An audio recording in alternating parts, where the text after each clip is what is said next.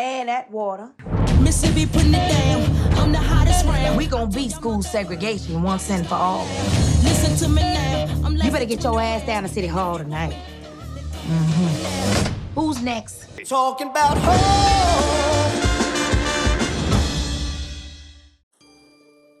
Hi, I'm Marla Estes, and welcome to our second ever Crossing Party Lines Film Club event.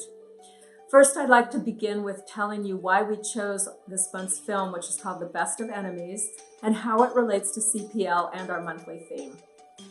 So for February and March, the themes are both going to be on race relations. The first month is Saving Black Lives, and the second will be Empowering Black Lives.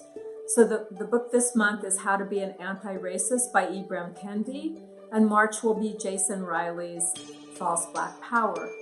We chose Best of Enemies so that we could examine a real-life example that effectuated change in a racially charged situation back in the early 70s.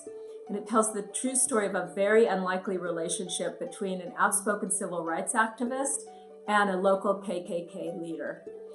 So whatever your view of race relations in America is, this film shows us one way to create change by winning hearts and minds. And this film shows how we can foster cooperation and reconciliation with people who start out as enemies. It helps us examine how authentic, sustainable, and lasting change can happen. Our March film will be One Night in Miami, which is has been recently released and is really an excellent discussion film. Both of our film picks will enhance our exploration on race relations during these 2 months, in which we will bring in varied Black perspectives and talk about them. So how does race relate to CPL? It may seem that race would be divided along party lines. However, one thing that we're going to see as we delve into these books and films is that views on race in America cannot be neatly divided up between white and Black or left and right. So here's some guidelines to watching. As we saw last month when we did the Truman Show, CPL seeks to increasingly zoom out through viewpoint diversity in order to present a bigger picture of what's happening in the world. And to do so, we need to leave our comfort zones to be able to expose and take in new perspectives. And once we do, we start to see a fuller picture of what we haven't been seeing, and then we're able to develop more informed opinions. Some of you may like to journal.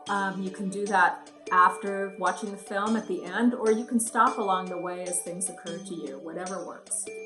And we offer you a few questions to think about as you watch. So this film shows a certain approach to how to deal with race relations in a charged environment.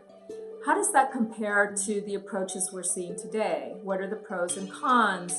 What are your criticisms of this approach? What do you find laudable? And you'll see a thing called the charrette in the film. And how did that work? Did it work well? If they did this back then, why didn't it work out in such a way that it stayed in play? Did it work out to some extent but not enough? Not as far as it needed to? What are your thoughts? What are your opinions on this? And how did the film make you feel? Did it impact the way that you view race relations? Did you have any new insights? And finally, in a really broad way, how do you think change actually happens? So download the primer in the description below, which lists these questions as well as additional resource materials. And I wish you a bon voyage, and I'm looking very forward to seeing you at the next film club discussion.